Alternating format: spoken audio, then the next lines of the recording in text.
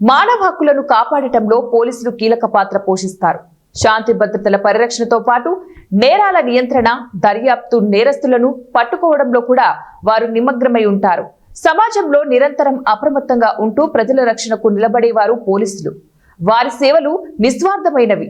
అయితే విజయవాడ నగరంలో శాంతి భద్రతలను కాపాడవలసిన పోలీసులే నడి రోడ్డుపై గొడవకు దిగి ప్రజలను ఆశ్చర్యానికి గురి చేశారు. అజిత్ సింగ్ నగర్ పోలీస్ స్టేషన్ లో విధులు నిర్వహిస్తున్న constable Koteswararao, traffic constable Srinivas Nayak మధ్య ఘర్షణ జరిగింది. ఈ ఘటనపై ఉన్నతాధికారులు కఠిన చర్యలు తీసుకుని ఇద్దరు కానిస్టేబుళ్లను సస్పెండ్ చేశారు. అర్ధరాత్రి సమయంలో అజిత్ సింగ్ నగర్ డాబా కోట్ల సెంటర్ వద్ద ఒక పురుషుడు, మహిళ మధ్య గొడవ జరుగుతున్నట్లు కోటేశ్వరరావుకు సమాచారం అందింది. ఆయన వెంటనే అక్కడికి చేరుకుని చూశారు. గొడవ పడుతున్న వ్యక్తి ట్రాఫిక్ కానిస్టేబుల్ శ్రీనివాస్ నాయక్ గా గుర్తించారు. అప్పటికే గొడవ తీవ్రం కావడంతో night beat constable Koteswararao Srinivas Nayak పై చేయి చేసుకున్నారు. అదే సమయంలో శ్రీనివాస్ నాయక్ తో గొడవ పడుతున్న మహిళ జోక్యం చేసుకుని కోటేశ్వరరావుపై చేయి చేసుకోవడంపై ప్రశ్నించారు. అంతేకాకుండా ఆమె యూనిఫామ్ లో ఉన్న కోటేశ్వరరావు చొక్కా పట్టుకుని చెంపపై కొట్టారు.